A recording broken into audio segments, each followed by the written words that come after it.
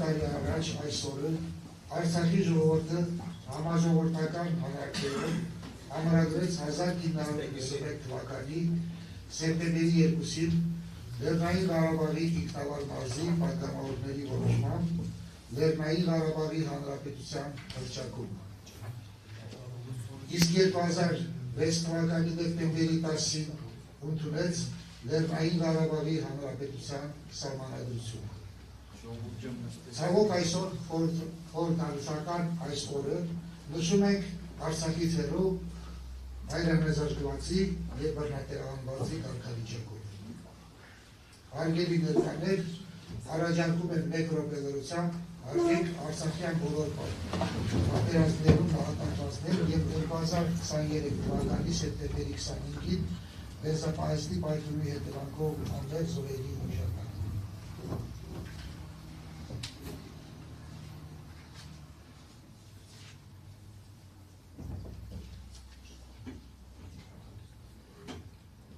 Շնորհակալություն, խնդրում եմ նստեք։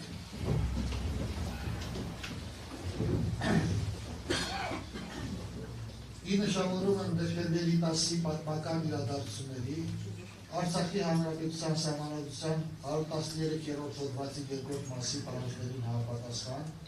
այսօր հրավիրվել է ազգային ժողովի խորհրդարանական լսումներ։ Խորհրդարանական լսումները հայտարարում են բացված։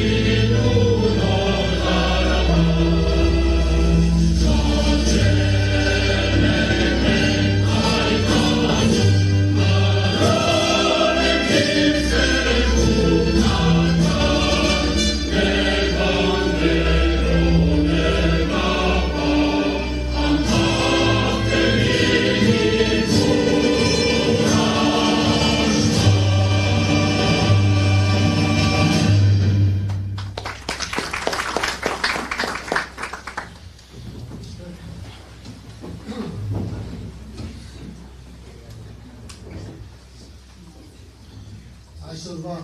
միջոցառման օրհնակի խոսք ունի Տեր Հովհաննես Քահանա Հովհաննիսյանը։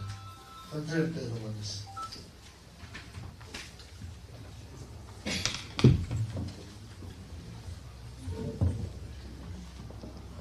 Արցախի Հանրապետության մեծարգո նախագահ, սիրելի ներկաներ, շնորհավորում եմ Արցախի Հանրապետության սահմանադրության օրվա արդիվ և կխնդրեմ, որ տերունական աղոթքով սկսենք այսօրվա միջոցառումը։ Օրհնյալ Տեր մեր Հիսուս Քրիստոս ամեն, Հայր մեր, որ երկինս ես, Սուրբ եղիցի անուն քո, եկեցի արքայություն քո, եղիցին կամ քո, որպես երկինս եւ երկրի, ըսած մեր հանապազոր,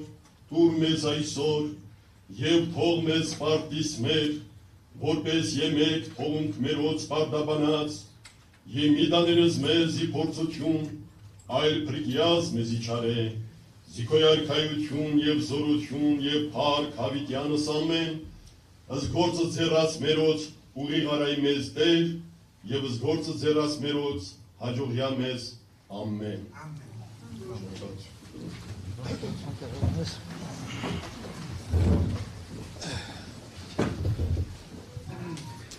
Դեկտեմբերի 10-ի խորհրդի եւ նիստի բացման խոսքը տրվում է Արցախի Հանրապետության նախագահի պարտականությունները կատարող Աշոտ Դանիելյանին։ Խնդրեմ, պարոն Դանիելյան։